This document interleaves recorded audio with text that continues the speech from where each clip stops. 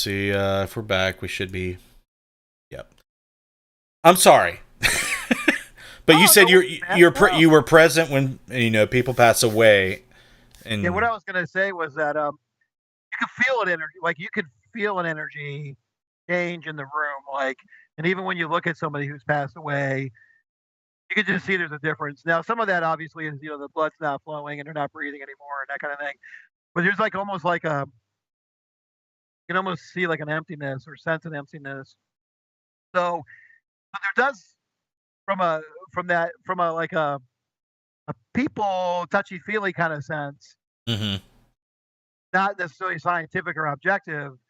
You can feel there's a difference, right? And so it's interesting if you could, could you measure that? And there's been a few instances where, should I keep talking or should I wait till you get yes, back up?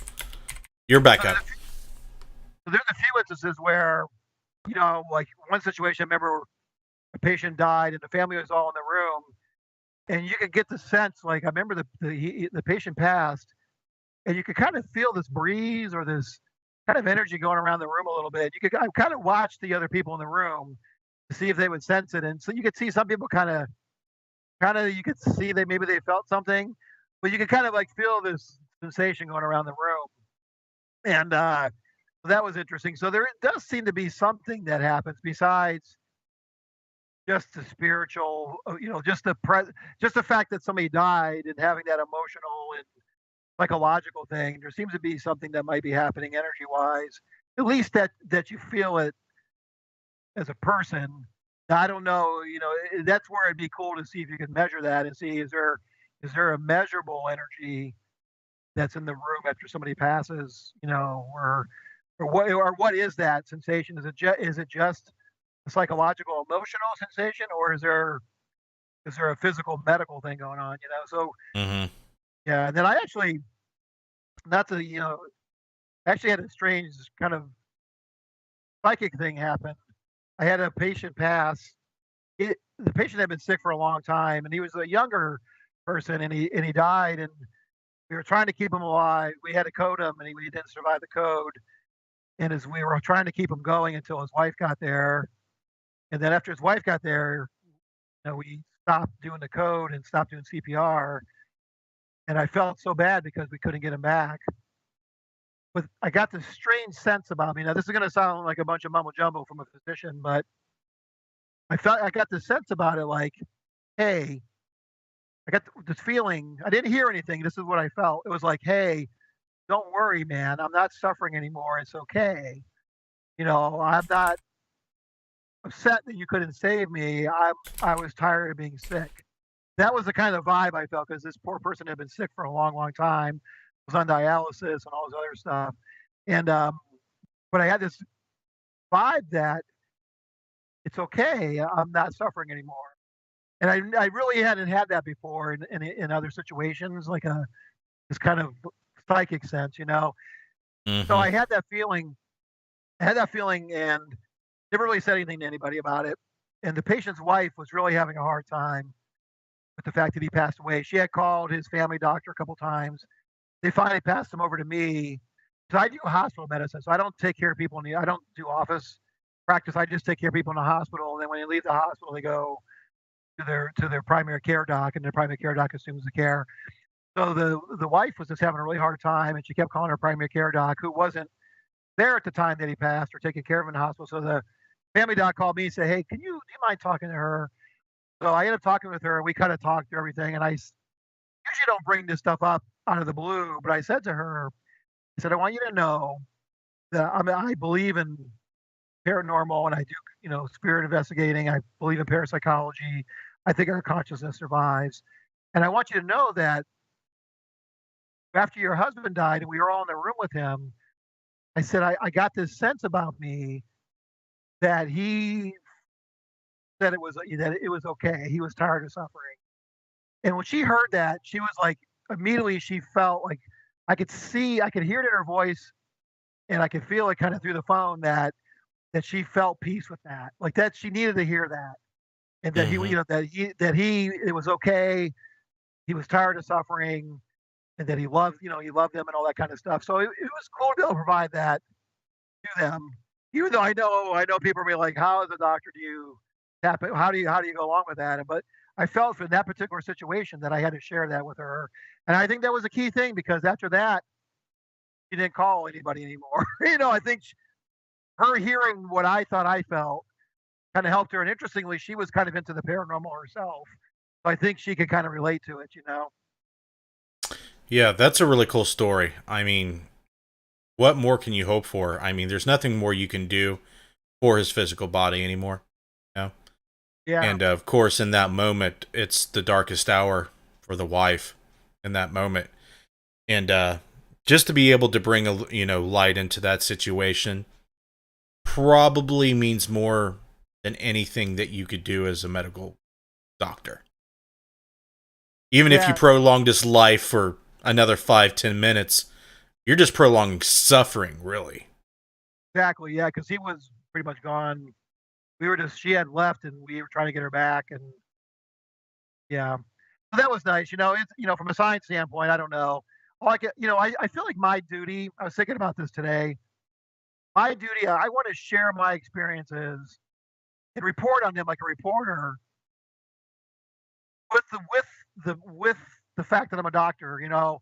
I can't tell you, what I was feeling and did I feel that or what was going on.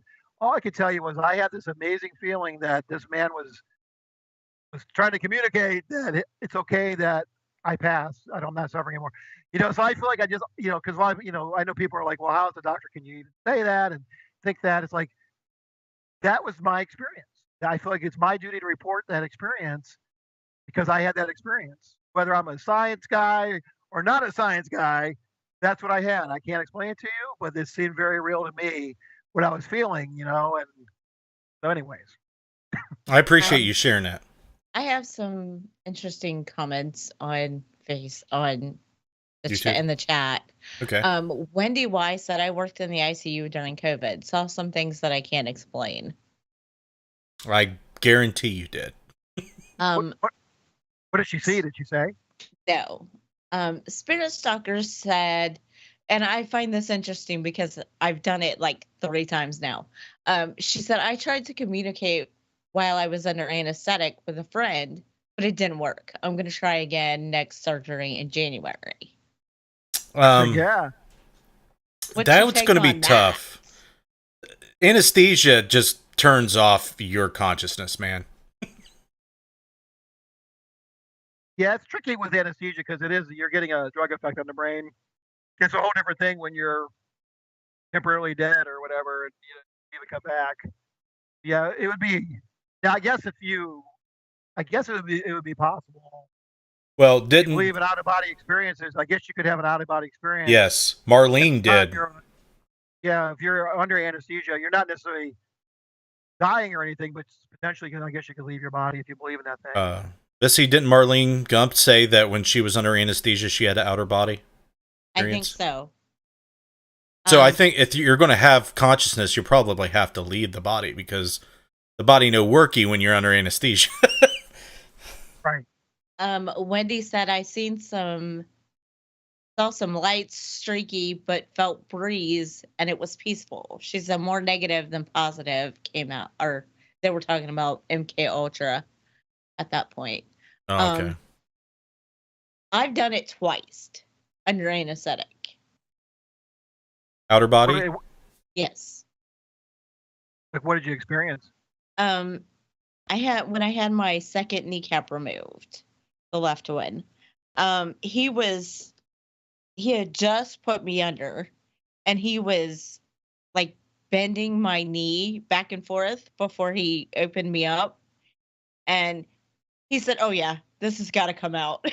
And he was just pulling it and twisting it, and I was like, "What are you doing?" Oh And wow, then interesting. I just seen it when I had my dental surgery. I could see them peel the skin off the roof of my mouth, Oh my gosh, wow. and that was all I wanted to see at that point. I was like, "Nope, I'm done." Like, so did you know? Did you feel yourself leave your body or go out of your body or? No, that's the weird thing. I didn't. I didn't Yeah. feel it, but I could see everything that was going on. That's about as strange as it can get. Yeah. And then I actually could see them with my eyes. I was in my body, but I could see them with, like, in my mind's eye, stitching my gum up. Oh wow. That was recently. Yeah. That was 4 weeks ago today. Yeah, there's Yesterday. definitely some high strangeness, with when it comes to outer body experience. It makes sense to me that people are going to experience a lot during near death experiences because the body's dying. It seems almost like it's a self defense or it's a altered state of consciousness that's kind of like a normal function. Hmm. Right. Right. But of course, you know me, and I've had some crazy dreams and some crazy experiences, and Oh yeah, I have too. I know.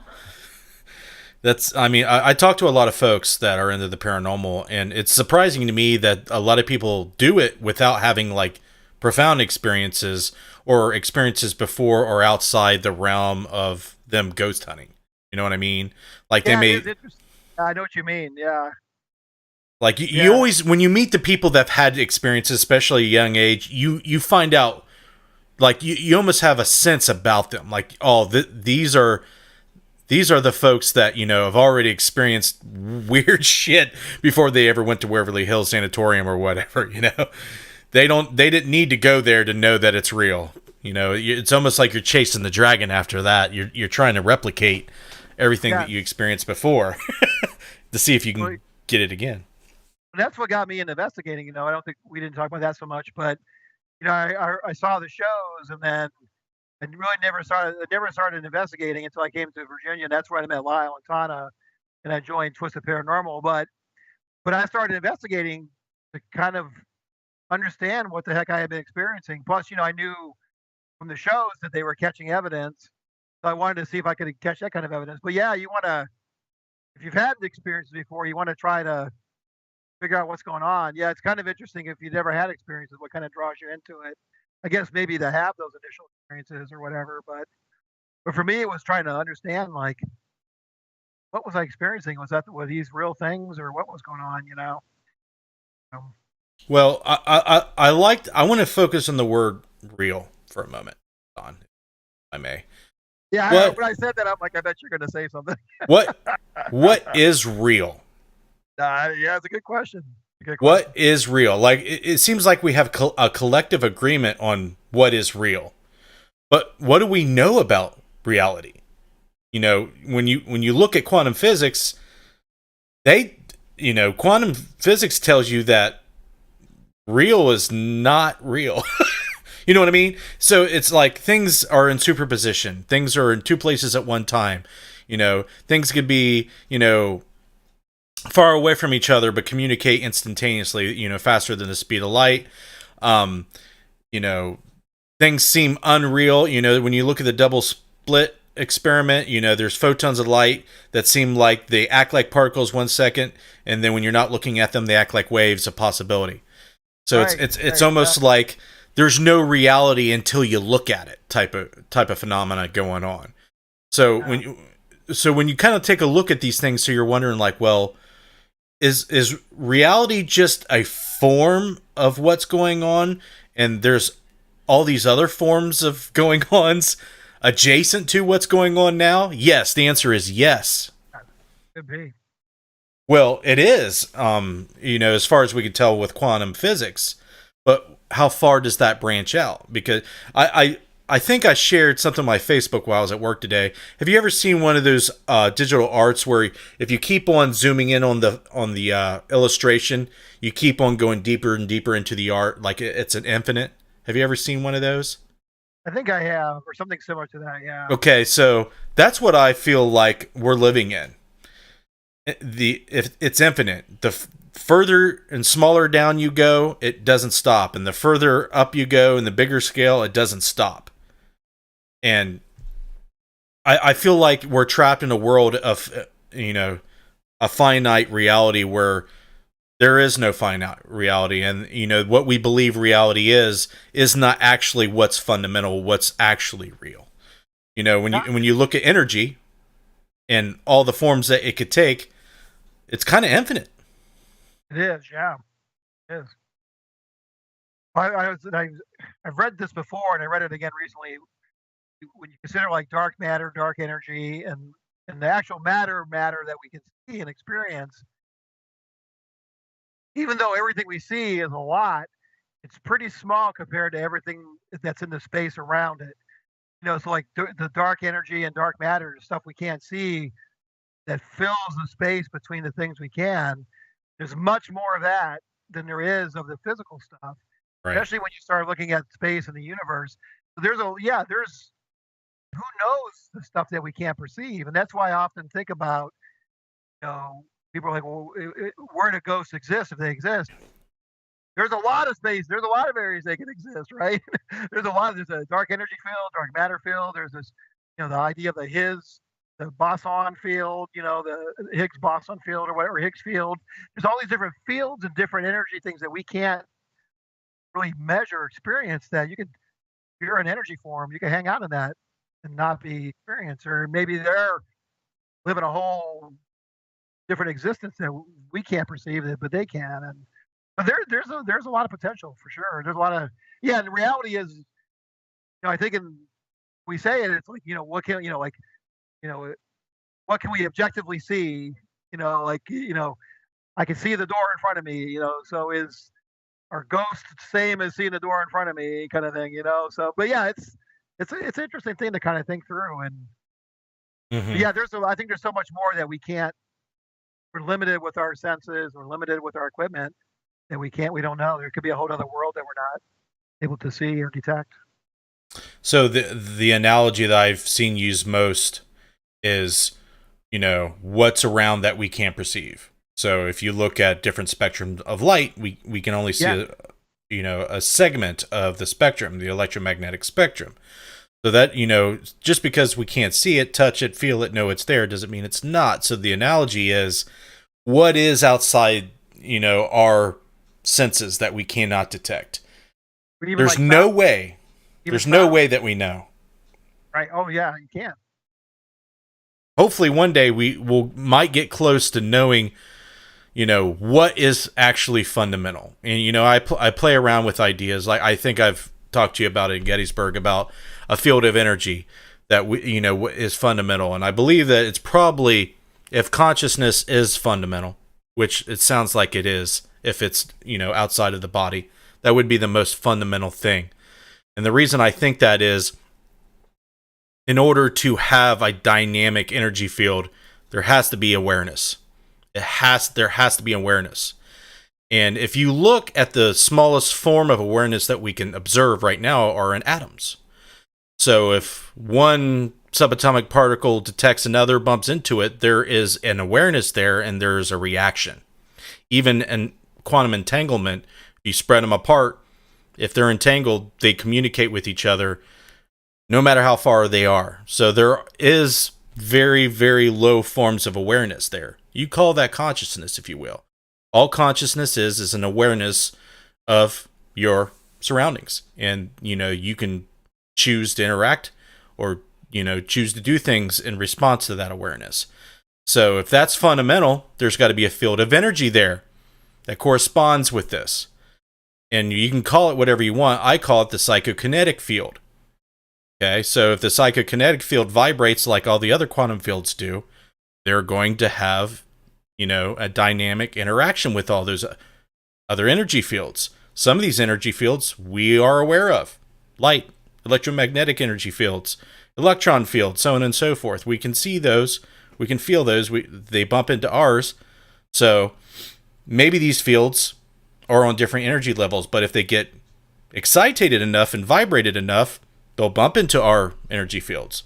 Because if you look at the quantum fields, like I was telling you at Gettysburg, if you remember, if you vibrate the electron field enough, you're going to emit a photon. And all that is the electron field vibrating the electromagnetic field in such a way that it emits a photon particle. It's a force carrier transfer. So if the psychokinetic field vibrates enough, it can create a magnetic field spike on your meter. It can create a sensation on your arm. It may emit light because it's vibrating the electromagnetic field. That child you've seen, if the psychokinetic energy field's vibrating enough, it'll emit light and you can see it. The reason other people can see it is another question. Okay. Right. So if you look at the Cry4 cryptochrome studies in eyes, insects, and animals, birds, that's how they can see the magnetic field lines and how they can navigate, naturally. So they do find Cry4 cryptochromes in human eyeballs. It's just low levels, but sometimes it gets high enough, and in certain light conditions, you will see gray fuzziness where there's magnetic fields. That could be the shadow figures that people see. Yeah, no, it's all interesting stuff. Yeah. Speaking of shadow people, Don, what walked through back by the light fixture into the corner of that room off camera? And he keeps saying every once in a while, I'm just hanging out, just hanging out. My room or here? Yeah. You saw a shadow figure here? Yeah. I don't know.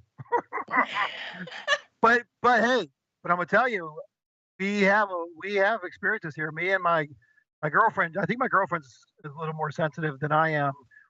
We hear stuff. We've occasionally see shadow stuff up in our bedroom. I'm in the ground floor of a townhouse, so there's 3 floors. But yeah, we hear stuff. Even my daughter thought she's seen stuff. But yeah, there seems to be something here. I don't know if it was here when we got here or if it's something that follows me. In fact, I haven't really told people this. A couple of times I felt like something smacked me in the head and woke me up, and it wasn't my girlfriend. And I'm like, I wasn't sure if I was sleeping and smacked myself and I was having a dream. But there's been times where I've felt something physical, like kind of like interact with me, but I kind of dismiss it as maybe I was just dreaming and smacked myself or something. But yeah, I'm not surprised if you see something or you sense something. I seen it. That's pretty wild. Well, I guarantee you she didn't physically see it, because if she did, we would have saw it on your camera. And I guarantee if you rewind it back, it won't be there. So she didn't physically see anything. No. I got you. Hey, Justin, I can't see you. Is that okay? Or you can still see me okay? You're not streaming your camera. Oh, I got it here. There you go. I didn't, Okay. when I restarted OBS, I didn't click the button. There I am. Hey. All right. Turn it off. No, I'm just Yeah, I don't want to see Azazel anymore floating. I kind of want to, before we get too far into it and we lose time, I kind of want to get into questions of, recent experiences or things that you find interesting in your studies of late. First question is, it's probably a common question, and forgive me. Have you had any experiences at work that stick out? Actually, I know you talked about some. Yeah. Oh my God, the place you just don't listen. He does a video, a short video every week. I don't have time. That's why I do these shows. Well, so things have changed lately. So we used to be in a satellite building to the main hospital, and we had a ton of activity in that building. And then August 25th, we moved from that building to the main hospital. We're now in the main hospital, so I don't get a chance to really do like what I used to do in the old building. But let me tell you something. This is an interesting experience. So I work a week and then I'm off a week. So I just finished up working yesterday. So we were talking. So last Wednesday I started working, and we were talking about the old building. We're like, remember we were talking about the ghost experiences, and one person that worked there was like, didn't realize it was haunted. They're like, the building was haunted? I'm like, yeah, like we had all these crazy experiences in the doctor's office and doctor's lounge, and on the patients reported it, nurses reported it. We were talking about the old building throughout the day on Wednesday. So then ended up leaving, going home. Usually get off around 7, maybe a little bit earlier. So and then there's always a unit clerk on the floor where we're at now. So the nighttime unit clerk, he told me like the next day or so, they got a phone call. They got a phone call from the old building. It was the third. So our old building had 3 floors, and the hospice wing is on the 3rd floor. Then all our patients were on the second floor when we were there. But she got a call from the third floor. It said third floor nursing station vacant. And when she answered it, it was just clicking. It was like clicking and some rustling noises, and she didn't know what was going on. Hung up. She goes, that was really strange. So she called back, called the number back. This time a person answered it, and here was the hospice unit. And she's like, did you guys just call here? And they're like, no, nobody called. We've been sitting here, nobody called from this phone.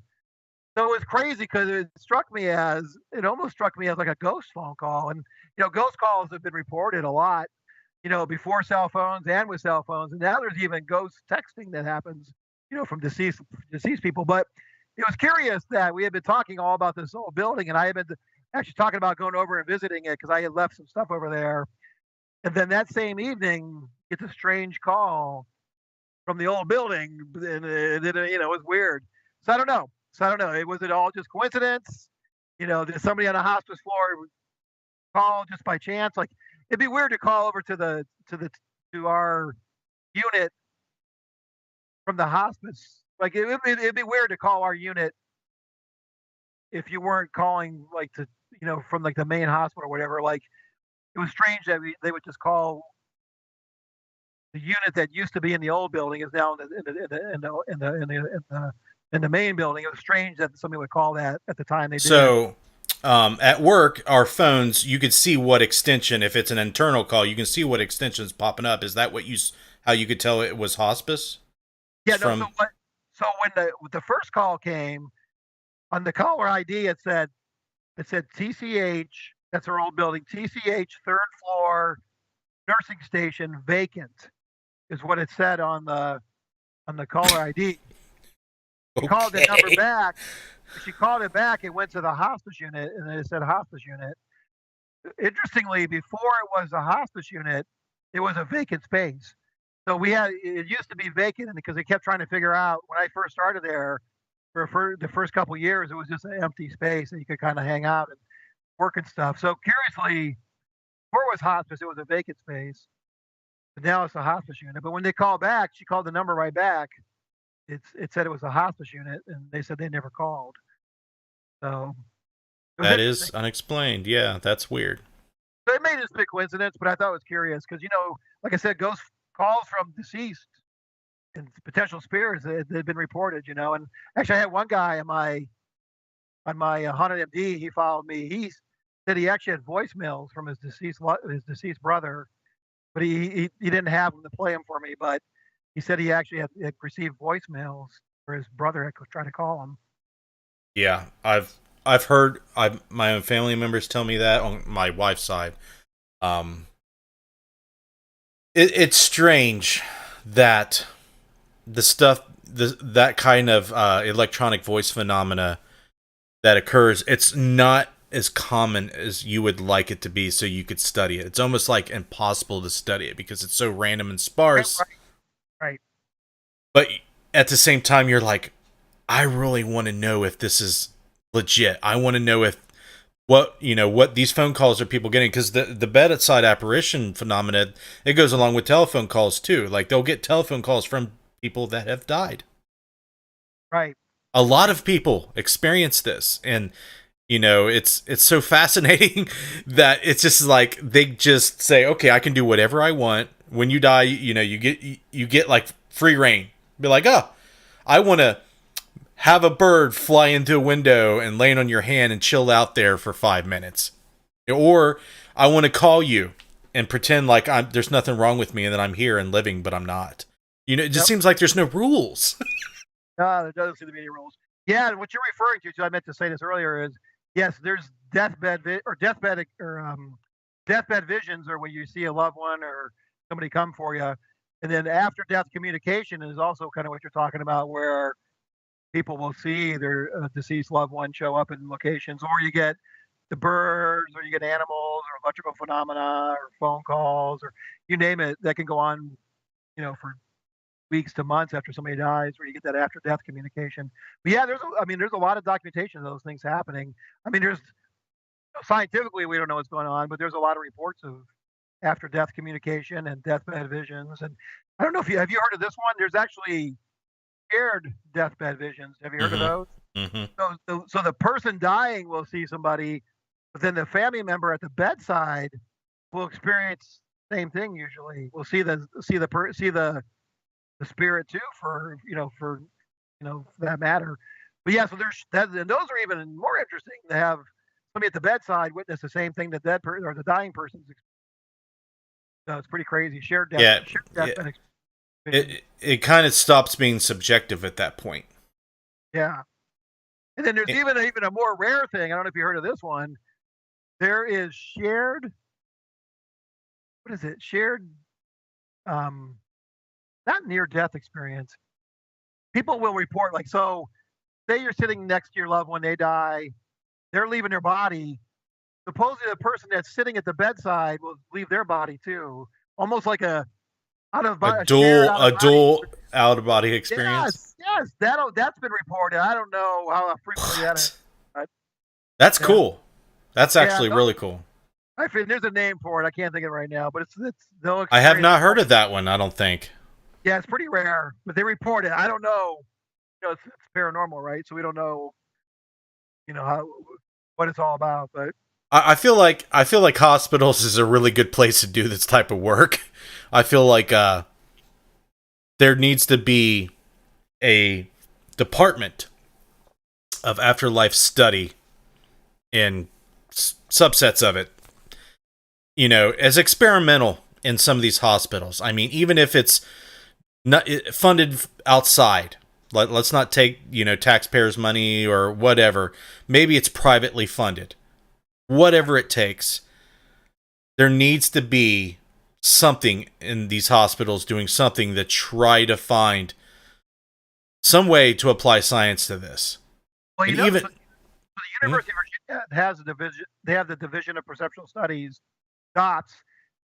They're associated with UVA. I don't know how much they do in hospital, but they actually do research, and they do some clinical stuff like with deathbed visions and stuff like that. So yeah, so there and it does exist, but I don't I don't know how they operate.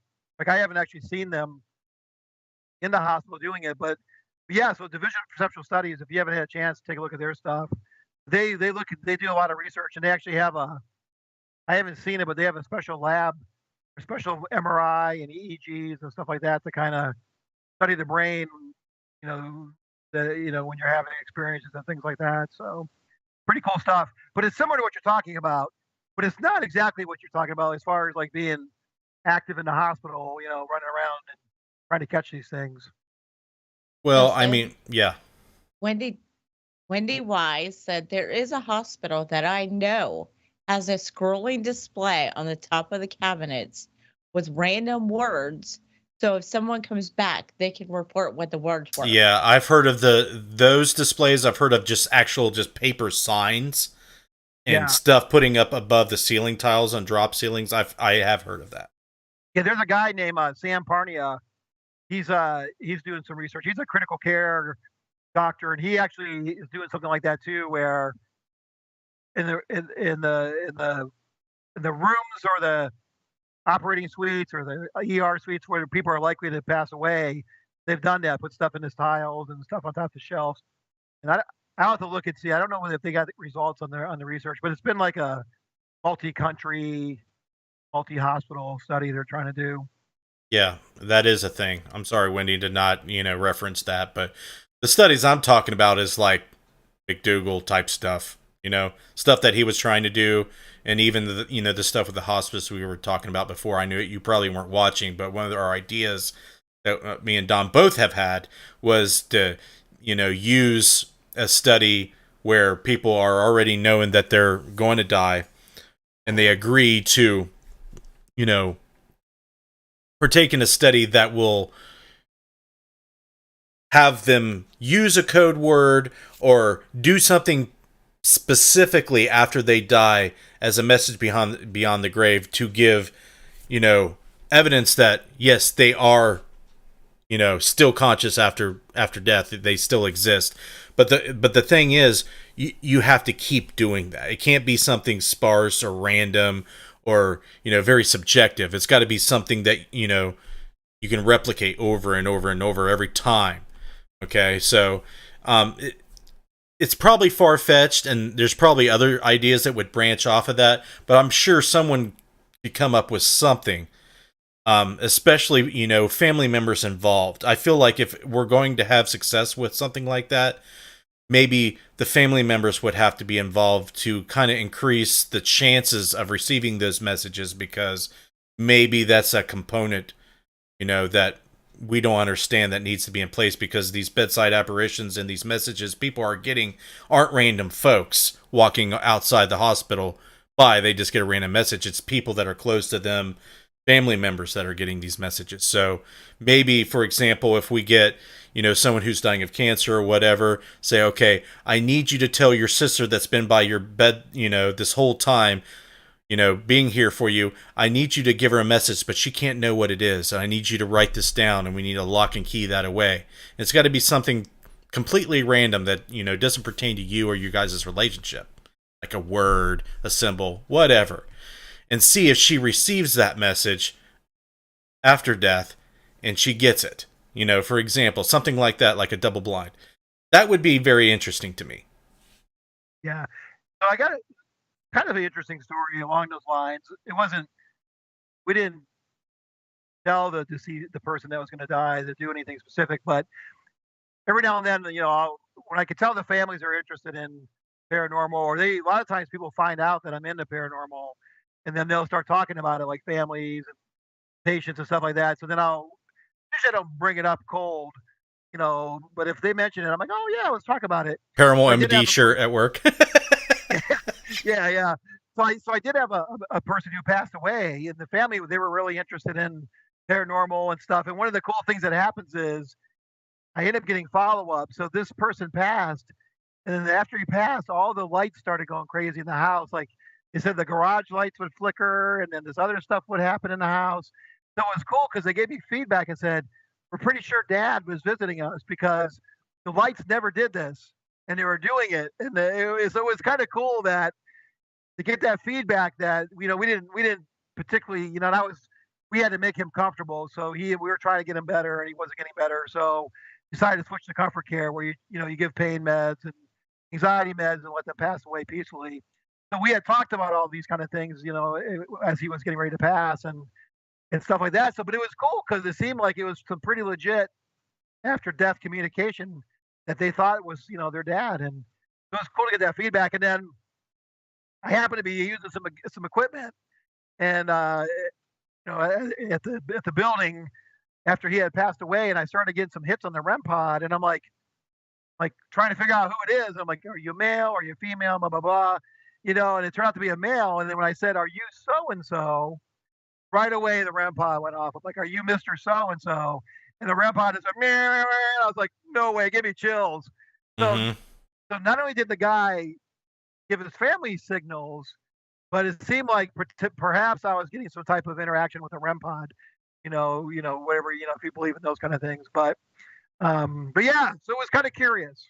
It's kind of curious to have that kind of. So what would that make that interesting on a documentation level would be, hey, what would you do if you passed away but you could haunt? What would you do? Right. So I'd be like, I would make the lights flicker on and off, at 10 p.m. So don't let the family members know this, because the less they know, the more valid it seems from a research standpoint. Yeah, I'll keep it in mind, for future stuff, for sure. Yeah. But I need to reach out. I need to talk with the hospice folks. So I need to kind of see. I kind of need to touch base with different folks and see what do I got to do to kind of make this happen. I hope you do, because I feel like there is a missing opportunity. I feel like the people who are ill have nothing to lose, and the people who are still living have everything to gain. You're right. From knowing or not, knowing if it is going to happen or not. And, looking at the data, the times that there is seems like there's something happening, weighed against the times that they're not, that's even significant. It would be even significant, like you said, to see absolutely nothing come out of it. I mean, that there's value at all levels here. Yeah, no, I agree with you. I want it to happen. I want Dawn to do this. I want Dawn to I be. know. But you're not the only one. Well, I think I I told you know. at Gettysburg that there was another person who reached out to me out of the blue and mentioned it. So I was kind of getting all these. Yeah, me and you did talk about this because I think you mentioned it. We talked about it, and then this lady over in England actually reached out to me about it, and kind of out of the blue. So it was kind of all these like, Yeah, you were kind of weirded signs, out. you know. You were looking at me like an alien for a little bit. I wasn't like, oh, How'd you know? I Well, thought it I was mean, I thought it was apple pie. okay, this is the way I look at it. You can kind of take, you can take, apple pie. I thought it was the yeah. apple pie messing with us. Well, let's just say that it was a little bit, but you have a doctor, and you're thinking about what kind of cool stuff can a doctor do? So you're kind of like the pivot of thinking with everybody. So there's probably no weirdness going on. It's probably just you're the central point of all these ideas from these folks who are having the same idea coming to. So you feel like you're the center of this weird stuff. It does feel weird because you're getting it from people that don't know each other. But you kind of have to think to yourselves, well, I'm a doctor. Folks are going to have these ideas. Yeah. I think the coincidence of it was, yeah, it could just be coincidence and timing, but I think when you mentioned it and then this other person mentioned it, I had kind of put it on the back burner, and before it came up like it did, I had started thinking about it, and I started kind of feeling this restlessness inside of me that, hey, you really need to do this. You should do this. Why aren't you going to do this? And then right away, started coincidentally, people started mentioning it kind of out of the blue, or and it was it was one of those things, it could have just been Oh, just by chance. Okay. Two possibilities. It's a coincidence or it's a Carl Jung synchronicity. Yep, yep, yep, yep. So there's no proof any other way. So I don't know, man. I just know that when you have that feeling, because I'm kind of looking at you. I remember this. I was looking at you as like, you were telling me it's like I kind of feel like I should do this, and I'm looking at you like you should, and you're kind of looking at me, and you're getting this like weird vibe all of a sudden. Like, are you my conscious speaking to me? Yeah, it's weird. It was one of those things, right? One of them psychic things. Yeah, I mean, it's very possible that there's no explanation, and that it's something that we can explain outside the realm of coincidence. The brain's a funny thing, man. I know that we're winding down. We got 6 minutes till 10. I don't want to take a whole lot more of your time. What I want to do is get everybody. I know I got your links that you gave me in the video description right now, but can you quickly kind of steer traffic to all of these links that we have linked to kind of give like a verbal, direction? Yeah, sure thing. So probably my main focus is my Haunted M.D. It's capital H Haunted and then M.D. on Facebook is my page there, and then on Instagram I have Haunted with a small H underscore, so Haunted underscore small M small D on Instagram, and then on Facebook I have Don Molnar, Haunted M.D. on YouTube. I'm sorry, no. Facebook is Haunted M.D. Haunted M.D. on Instagram with a small H underscore then M.D. And then YouTube is Don Molnar Haunted M.D. So yeah, check out those things. I pretty much post similar things across all pages, but check them all out. Every now and then I'll mix it up and post different stuff on different things. So You got any events going on or any appearances anywhere that's public? So I do have it might be sold out. I got Swan and Noah over here at Afton Mountain. I'm doing a Halloween event. Sunday. I'm trying to think. What day is that? The 30th. Sunday we're doing a public event up there, and then a couple other podcasts coming up, and then really that's about it. November kind of calms down a little bit, and December calms down. I might do a couple private things. I had a lady reach out to me about she has an Airbnb in the area, and she's having some experiences, and she wanted me to come see if I could sort out what's going on there. And then the other thing I wanted to work on, I don't know if we talked about this in Gettysburg, is I wanted to try to do some kind of solo investigations in some of these famous places. Like around here, we have Gordonsville Exchange Hotel and Miller Kite up in Elkton. I like to go into some of these places by myself and just see what's going on because I feel like I get pretty cool stuff when I'm doing public investigations and working with the people I work with. But I think for me, from a skeptical standpoint, I like to go in and just get the feel by myself, and take some cameras and my gear. There's also some other experiments I've been wanting to try. I haven't had a chance to do, and so I'm thinking about doing that somewhere in the next maybe 6 months or something like that. So if I haven't, Interesting. I'm still trying to figure that out. Awesome.